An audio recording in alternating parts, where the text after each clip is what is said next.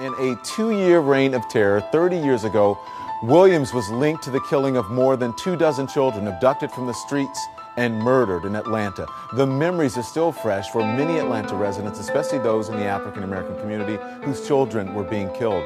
Now, Willams is serving 2 life sentences. Our own experience in the field of law enforcement, the experience and opinions of those who have consulted with us, including other law enforcement agencies, our consultants, etc., we can say with certainty that we do not have one person responsible for the cases involving the missing and murdered children in our city.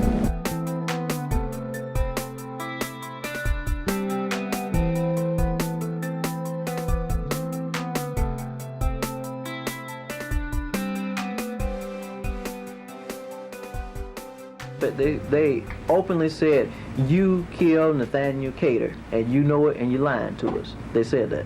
And they said it on a number of occasions. They said it on that night.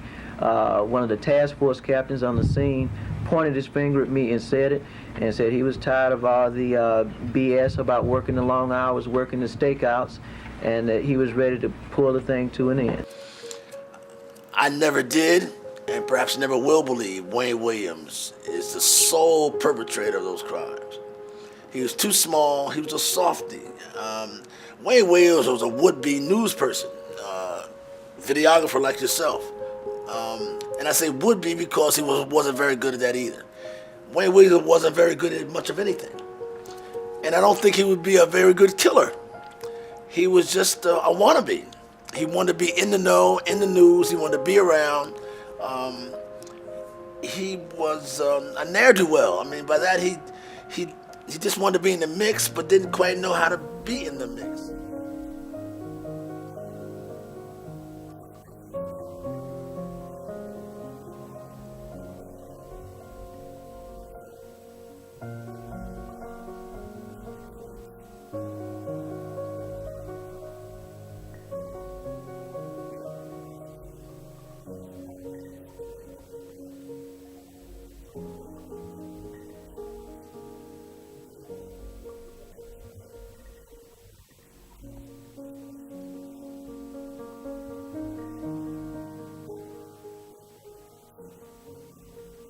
I was probably my own worst enemy. I was an arrogant, bus-headed idiot at the time, and I played right into these people's hands.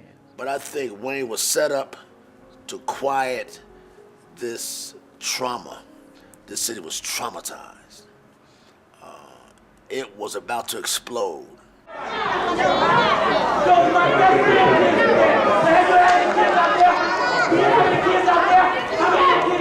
Wayne Willams was the pin in the balloon to ease the building and almost explosive pressure. He was a fall guy.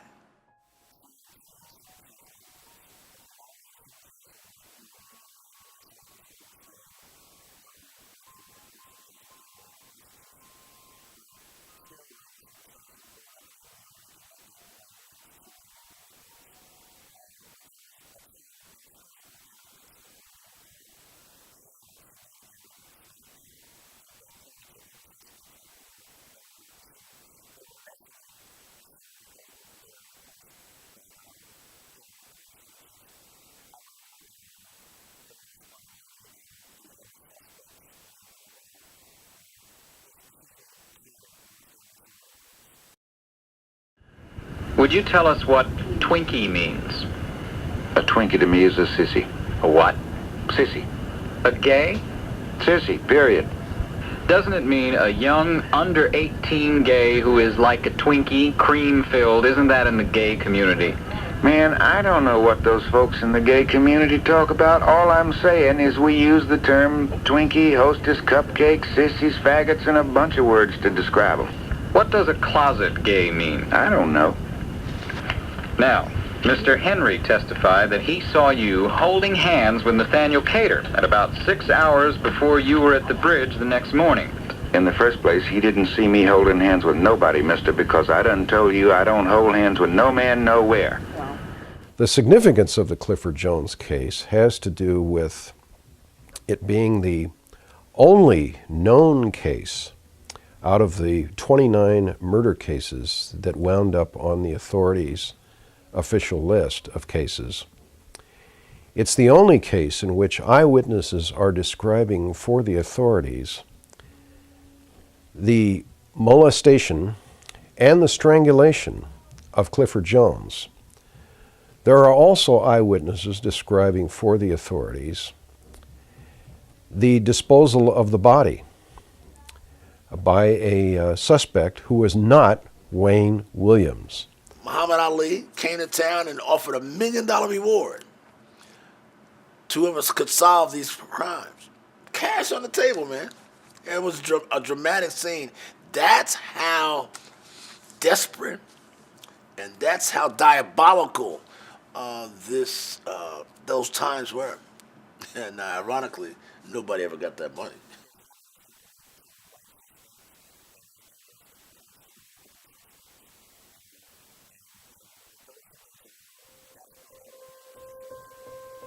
I think the relevance of it, that Black lives, well, let me back up. The relevance of it is that Black lives matter, much like it's being said today. But they don't really. They didn't matter then, and we're arguing, fighting, marching in the streets again to say Black lives matter because, in a sense, to many people, Black lives don't matter. Will it come up again? No, because it wanted to be dismissed. It was like cathartic for Wayne to be convicted. A sigh of relief. A life could go on. It was like a release of the pressure. But the problem still remained. Again, $1 million wasn't spent to help the inner city at all, or help any of these families whose sons were missing. That was a publicity stunt. This was about keeping the lid on Atlanta. It was PR. Atlanta could have blown up or never been the great city it is now. This was a crossroads for Atlanta in terms of its international image. Remember that Atlanta is a business town, too busy to hate. The Atlanta way, whites and blacks getting along to make money. The image. This was strategic. This was a business decision. Had nothing to do about murdering Black folks. And to this day, I still think it's all about business. It's all about money. It's all about image. Black lives don't matter to most of these folks. Bucks matter.